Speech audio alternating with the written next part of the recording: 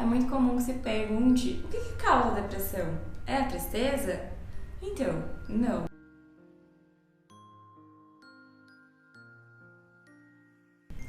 Olá, eu sou Juliana Mascarenhas, psicóloga do time da Psicotia, e hoje eu vim conversar com vocês um pouquinho sobre depressão. É muito comum que se pergunte o que causa a depressão? É a tristeza? Então, não. A tristeza é só uma das emoções associadas ao rebaixamento de humor. O que causa a depressão de fato é uma somatória de fatores externos ao meu ambiente que podem me levar a ter alguns sintomas persistentes que me geram aí esse rebaixamento de humor, que é uma queda nesse humor.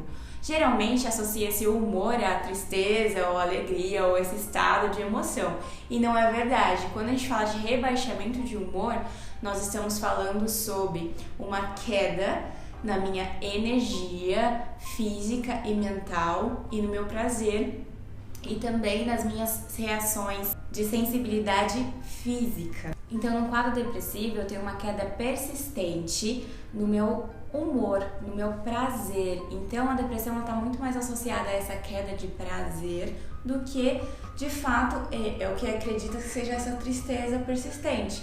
Acontece que, muitas vezes, nós prestamos atenção com mais cuidado no sintoma de tristeza ou no sintoma de isolamento, mas essa não é a realidade.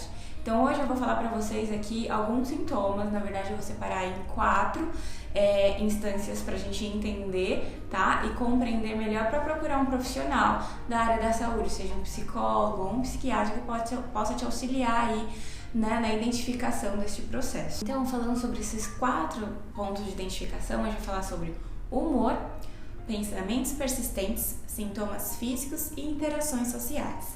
No humor, a gente pode perceber aí, persistente por mais de 2 semanas ou 3 semanas, uma tristeza, uma perca de interesse ou prazer nas atividades. Então eu não sinto mais prazer em realizar atividades corriqueiras do dia a dia, não é essas atividades de maior intensidade. Não, são atividades corriqueiras, desde o prazer, né, de levantar para fazer as atividades de trabalho, profissional, pessoal, que seja.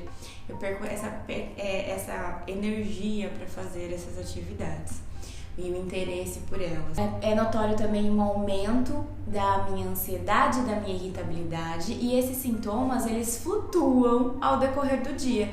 Então é comum que se pense que uma pessoa em estado de depressão, ela vai estar sempre com tristeza e sempre em estado de rebaixamento de humor, e não é verdade. Esses sintomas, eles flutuam relacionados ao humor.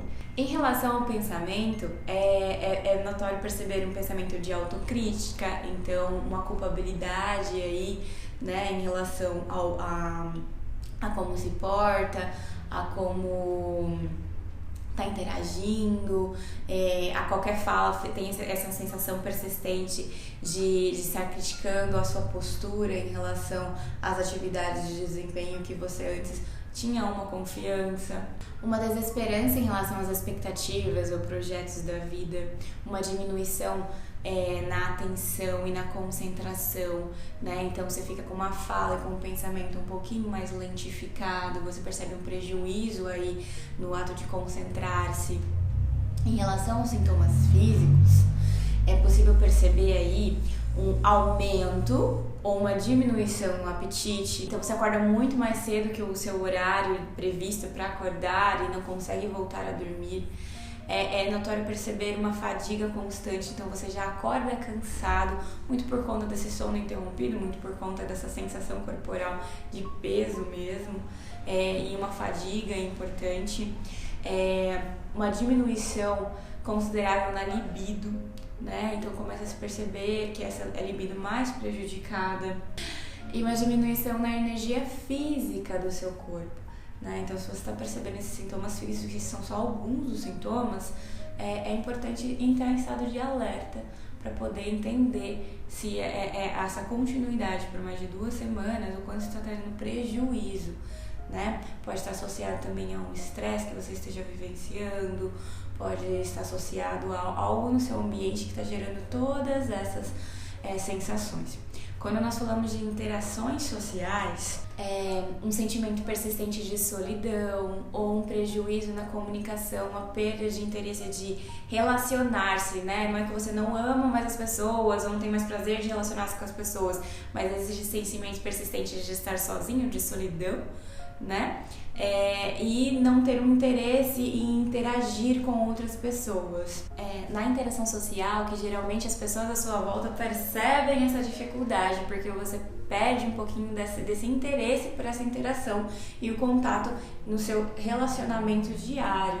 E aí você começa a trazer um prejuízo. E a somatória de todos esses fatores, do humor, do pensamento disfuncional aí acerca de culpabilizar-se, de autocrítica, de desesperanças, os sintomas físicos associados e esse prejuízo nas interações sociais, a somatória disso e a flutuação que isso ocorre no meu dia a dia, que causa aí o alerta para os sintomas depressivos, para entender se eu estou em um quadro depressivo ou não. É importante frisar que nós não adoecemos por um sofrimento, por uma tristeza, por exemplo.